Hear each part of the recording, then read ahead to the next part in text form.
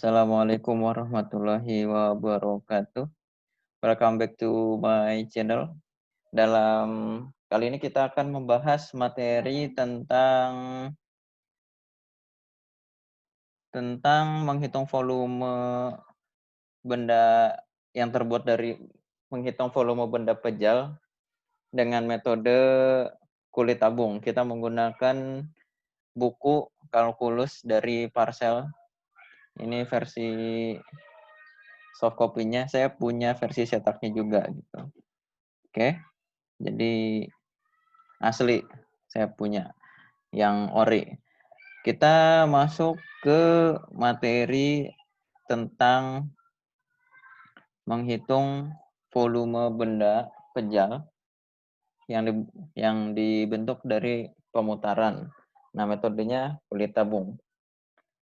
Oke, sebelum masuk ke rumusnya metode kulit tabung, terus perbedaannya dengan metode cincin dan metode cakram apa saja, dan yang lebih baik digunakan saat menghitung volume itu yang mana, kita terlebih dahulu tahu cara berpikir dari metode tabung terlebih dahulu. Seperti sekarang seperti ini, kita perhatikan gambar tabung ini, tabung yang menjadi dasar dari pemikiran metode ini. Ini kira-kira seperti ini, kita akan menghitung benda yang diputar dari di sini didapat dari jari-jari luar atau R2, batas luarnya. Batas dalamnya adalah jari-jari 1, itu batas dalam. Sehingga kalau jari-jari 1 dikurangi sampai 0, berarti ini tidak ada bolongannya. Dan tinggi tabungnya adalah H. Oke. Cara berpikir dari metode tabung ini kira-kira seperti ini. Volume area dasar dikalikan tinggi. Ini yang kemarin ya, ini yang kemarin saya ulangi lagi. Didapat seperti ini rumus, yaitu luas dari lingkaran yang di luar dikurangi luas dari lingkaran yang dalam. Didapat daerah yang kita akan hitung dan dikalikan tinggi. Ini hanya menggunakan aljabar sehingga didapat seperti ini. Lalu dilanjutkan, ekspresi ini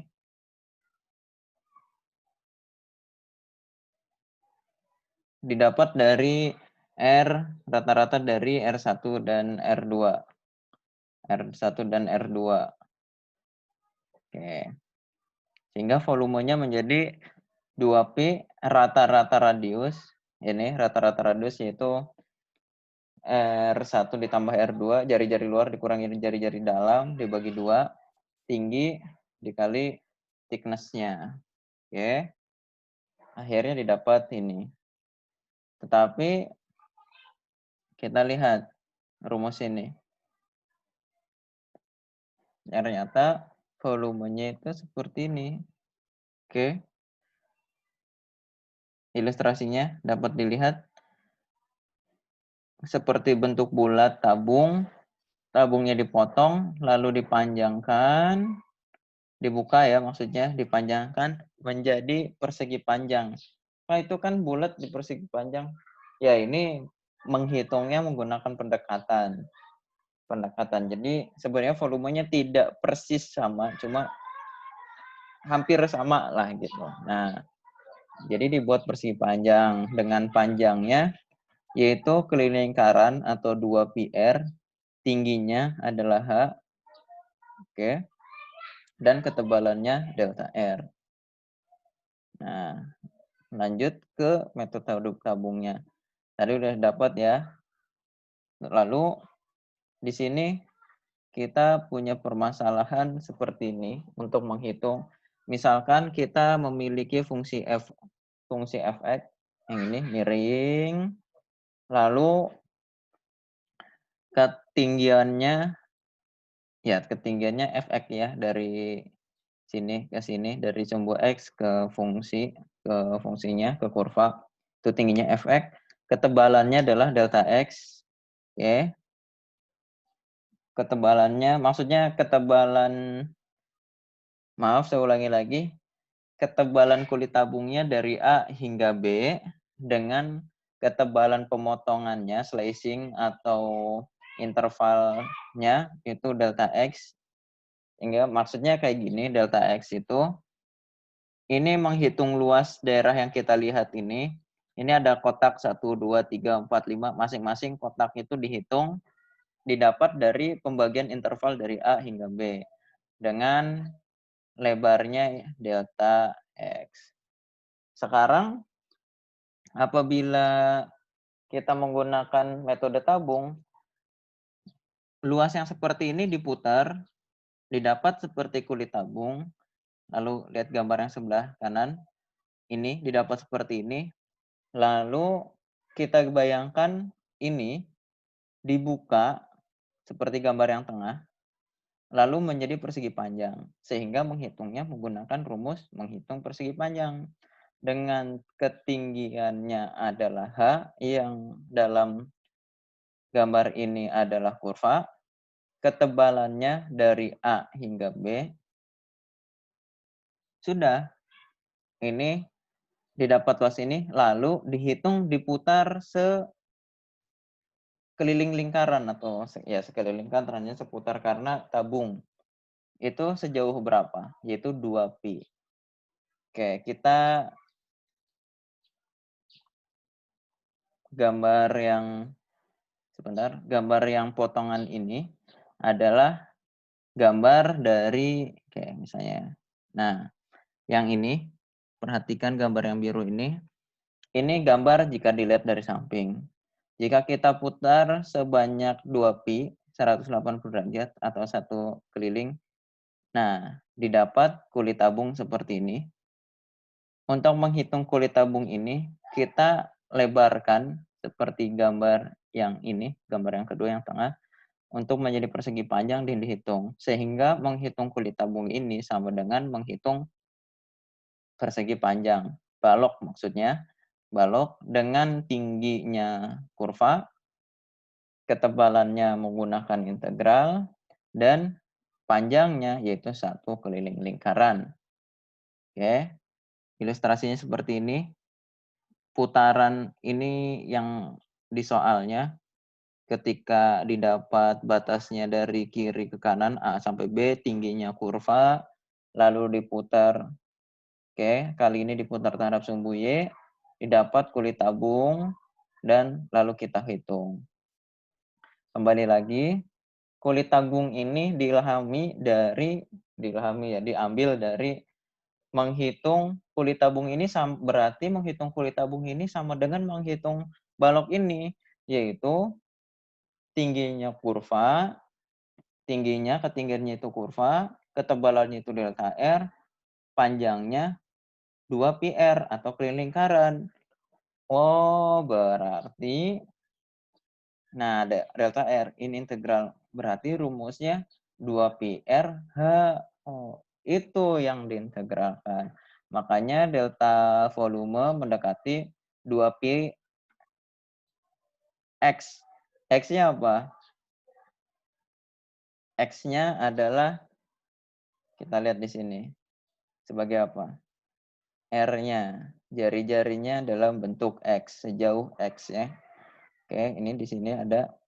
Lalu R-nya adalah jari-jarinya adalah si kurva. Misalnya di sini ya sejauh X. Dimasukkan di sini, dapatlah Y.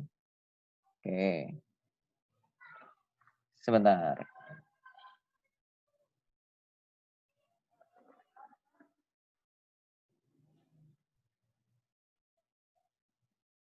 Maaf saya salah sebut ya. Jari-jarinya itu X dan tinggiannya Fx. Oke, tadi saya salah sebut. Oke. Kayaknya saya ngerasa ada yang aneh. Seperti itu. Untuk lebih jelasnya kita masuk ke contoh. Intinya kayak gini, kalau menghafal dari metode kulit tabung, itu berarti menghitung ininya, luas daerah ini, yaitu berarti ini X-nya, kanan kiri X-nya, tingginya Fx, sehingga X dikali Fx.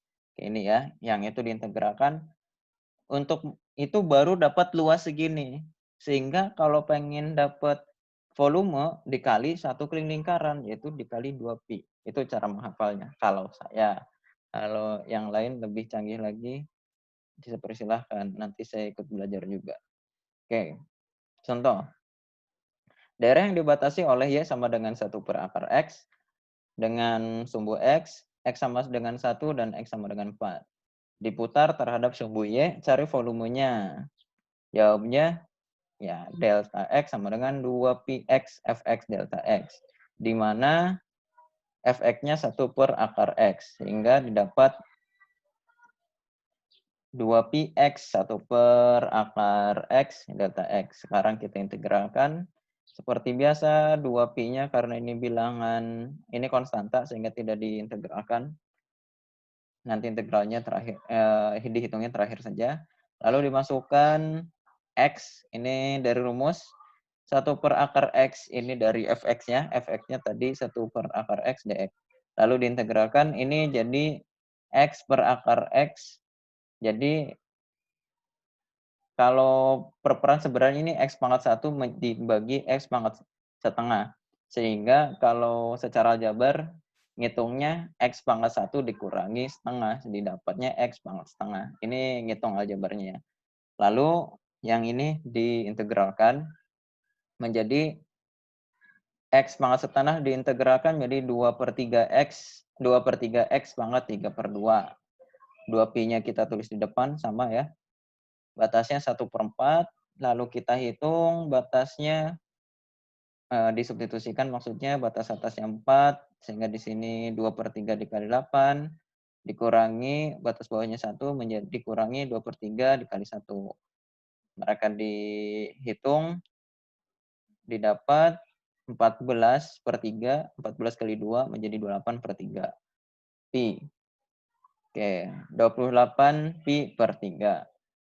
Oke, untuk menghitungnya, saya sarankan jika menggunakan kalkulator yang ada huruf pi-nya, maksudnya di situ udah dimasukkan nilai pi, hitungnya 28 per 3 dikali pi, sehingga didapat lebih teliti lagi. Oke, di sini mendekati 29,32. Seperti itu. Ini contohnya. Oke, masih ada contoh. Oh, kalau diputar terhadap sumbu X, bisa nggak? Bisa. Jawabannya bisa. Tetapi, kalau diputar terhadap sumbu X, maka ada perbedaan. Perbedaannya apa? Dari segi rumus ada. Oke, sekali lagi, untuk metode tabung, menghitung yang normal adalah menghitung ketika diputar sumbu X. Diputar terhadap sumbu Y. Sekali lagi saya ulangi, menghitung metode kulit tabung yang normal itu ketika diputar terhadap sumbu Y, seperti gambar ini. Karena ketika diputar sumbu Y, maka fungsinya dalam bentuk XX, kayak saya dari belakang ya. Maksudnya yang terpenting ketika diputar sumbu Y, integralnya terhadap dx. Sehingga fungsinya dalam bentuk fx, dan jari-jarinya dalam bentuk X. Batasnya dalam bentuk X. Kalau 2pi ini dari rumus. Tetapi jika diputar terhadap sumbu X, sekali lagi, jika diputar terhadap sumbu X, maka ini dibalik menjadi integralnya dy, maka fungsinya dalam bentuk y atau fy. Jadi nanti fungsi yang f yang y sama dengan x kan itu diinverskan terlebih dahulu menjadi x sama dengan sekian y. Lalu di sini r-nya dalam bentuk y, batasnya juga dalam bentuk y. Y sama dengan 0 hingga y sama dengan 4 misalnya. Oke. Seperti itu. Lalu kita sekarang bandingkan dengan metode cincin. Di sini ada contoh soal. Oke. Oh iya, ini ada contoh soal jika daerah dibentuk dari dua kurva. Oh, tetap berarti kurvanya, berarti si jari-jarinya, fx-nya itu seperti biasa. Kurva atas dikurangi kurva bawah untuk menggantikan fx-nya. Ini di sini. Itu sama, cara menghitungnya sama. Oke. Nah, di sini ada contoh soal. Contoh soal, ini diputar, kita soalnya diputar yang A diputar terhadap sumbu X, yang B-nya diputar terhadap sumbu Y. Dari situ. Yang pertama, diputar terhadap sumbu X. Diputar terhadap sumbu X, jika menggunakan metode cakram atau cincin, diputar terhadap sumbu X, integralnya dalam bentuk fx, fungsinya dalam bentuk x. Lihat ini fungsinya dalam bentuk x, dan integralnya fungsinya dalam bentuk x. Batasnya dalam bentuk x. Y-nya juga ada sih. Ini lebih mudah jika menggunakan metode cakram. Karena integralnya terhadap dx fungsinya juga dalam bentuk x, sehingga tidak usah menginverskan. Batasnya ini dalam bentuk x. Selesai. Cara menghitungnya sama. Rumusnya saja, berarti integral dari, ingat saja kalau diputar menggunakan metode cincin berarti cincin cakram berarti rumusnya pi r kuadrat. Pi-nya ada, sini r-nya itu fungsi, berarti fungsinya dikuadratkan. Pak, nguadratin fungsinya agak susah, yaitu resiko. Oke. Dikuadratkan fungsinya, lalu diintegralkan. Dimasukkan batas atas batas bawahnya yang dalam bentuk X. Didapat seperti ini. Pak, kalau menggunakan metode kulit tabung yang baru sempat, bisa nggak? Bisa, tapi fungsi yang ini kan Y sama dengan 3 ditambah 2X dikurangi X kuadrat. Ini diinverskan menjadi X sama dengan, itu cukup repot. Oke. Dan batasnya dalam bentuk Y, kita cari Y-nya seperti itu. Oke, yang kedua, jika diputar terhadap sumbu X. Di sini jawabannya, contoh soal ini dijawab dengan metode kulit tabung. Kenapa? Karena jika menggunakan metode kulit tabung, ini kan diputar terhadap sumbu Y. Itu fungsinya integralnya dalam bentuk dx, fungsinya dalam bentuk Y sama dengan X, X-an, lalu batasnya dalam bentuk X. Dan data tadi sudah terekam di sini, ada di sini. Tinggal diintegralkan dengan rumus cari luas daerah yang ada di sini, yaitu X dikali Fx, lalu diputar satu keliling, yaitu 2pi. Itu rumusnya. Di sini jadi X dikali Fx-nya. Seperti itu. Jadi itu mudah, datanya sudah ada, tidak usah diinverskan dan tidak repot. Jika kita menggunakan metode cakram, maka integralnya dy. Fungsi yang ada ini diputar, diinverskan terlebih dahulu menjadi y sama dengan, lalu batasnya dalam bentuk y juga. Jadi repotnya berkali-kali. Oke, mungkin itu cukup sekian untuk contoh soalnya dan materinya. Sekali lagi kita membandingkan bahwa metode cakram, rumusnya saya tampilkan. Metode cakram rumusnya adalah menghitung luas lingkaran, yaitu pi r kuadrat. Nanti dia pi r kuadrat yang lalu diintegralkan. Oke. Kalau metode kulit tabung itu luas yang menghadap kita, luasnya yaitu ke kanan kirinya sebanyak X, ketinggiannya adalah kurva, yaitu Fx sama dengan atau Y sama dengan X-an jika diputar terhadap sumbu Y. Lalu diputar mengelilingi sumbu Y, karena kita lagi nyontohin sumbu Y, sebanyak satu keliling atau sejauh 2pi. Sehingga rumusnya integral dari 2pi-nya di luar, dimasukkan saja biar gampang ya, integral dari 2pi RH, R-nya itu X, H-nya Fx, seperti itu. Itu materinya cukup segini, nanti jika ada yang ditanyakan atau jika ada yang salah-salah kata mohon dimaafkan atau diberitahu untuk perbaikan kita semua. Sekian, apabila ada kesalahan saya kembali lagi mohon maaf, saya tidak ada niat untuk menggurui, kita saling sharing saja untuk menambah wawasan keilmuan kita.